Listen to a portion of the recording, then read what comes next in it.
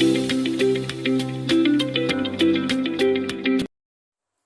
survivor of the recent deadly attack in Yelewata, Buma, local government area of Benue State, Joseph Kwa, has recounted the horrifying moments he lost 8 members of his immediate family, including his father, stepmother, and 6 siblings.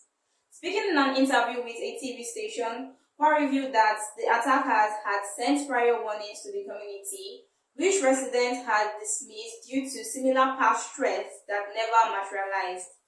He said, and I quote, "On the day of the attacks, there were rumors that Fulani herdsmen have sent messages across that they are coming to attack Yelewata, just like every other time. They have always sent threats of attacking Yelewata. We are used to hearing rumors of the attackers coming, and most times when they come, they meet stiff resistance from the military, police, and local vigilantes stationed in our community, and they go back. So we had thought it would be the same situation as it has been in the past. We thought it was like previous rumors that come and go without anything happening. We sat vigil outside our houses, talking and sharing stories. This time around, they were well armed and hell-bent on killing anyone they see. That is why even babies were hacked to death." End of quote. According to him, the community members remained outdoors that evening, unaware of the looming tragedy until they sought shelter during a downpour. Kwa said, "And then the rain started falling down heavily, all of a sudden, and everyone rushed to seek refuge under the various shelters. My father, his wife, my stepmother, and 6 of my siblings now crossed to the other side of the expressway to the other house that was serving as grain stores to get shielded from the rains. At this point, there were gunshots everywhere in Yelewata, with pandemonium everywhere. Not long enough, I heard cries and shouts across the other side of the road where my father, stepmother, and my other siblings had gone to seek shelter. But with the heavy rain, the noise was too loud to get to know what the shouts or cries were. Not until someone came running towards our location with blood all over him and saying that they have come and killing people.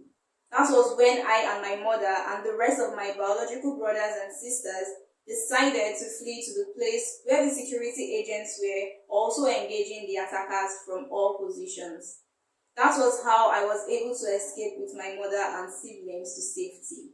The local vigilantes and military and police really did their best, but I guess they ran out of ammunition until reinforcements came in from Makodi.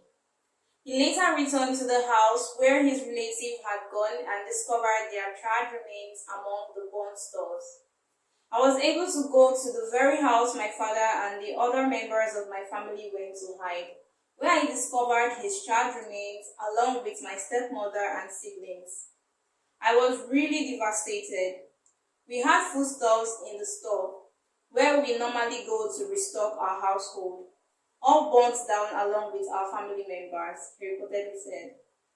He also lamented the loss of not just his loved ones, but also his means of livelihood, describing it as a devastating blow to his future. "My worst fears are that these deaths have created a vacuum that I cannot fill. I have lost the little investment in terms of my savings, my foodstuffs, seedlings for the year's planting season, and the fear of not being able to go back to farm again, because you never can tell what these pastoralists are capable of doing going further. My remaining surviving family is where I am gathering strength from. There is no one except me to cater for their needs, and that as far as there is life, there will be hope too." He further blamed the long-standing herder-farmer crisis for the tragedy, noting that tensions had escalated over disputes involving grazing on farmland. "Before this time, there has been cases of cattle grazing on our farmland, and when we arrest the cattle and take to the police authority, the compensation is never commensurate with the value or worth of crops destroyed by the grazing cattle, and we end up getting impoverished every season. Our elders decided to ask them to leave our land so that they can farm peacefully. That is our only crime. Nobody harmed them. They only said since we are refusing them to graze on our land, that we too will not know peace. This is their threat to us. The world should be told that the peaceful place called Yelewata was massacred by Fulani pastoralists who have been waging war against us, unprovoked attacks such that we are not able to go to farm to cultivate and grow crops. Our only source of livelihood, he said. Well, it was reported on Sunday, June 15, 2025 that at least 45 people were killed in the attacks, which started on Friday night and continued to the early hours of Saturday. President Bola Tinubu has also rescheduled his official visit to Kaduna, saying that he will travel to Benue State on Wednesday as part of renewed efforts to foster peace and address the persistent conflict affecting communities in the state. From Lagos, this is Peace Nwabuko, News Express Nigeria.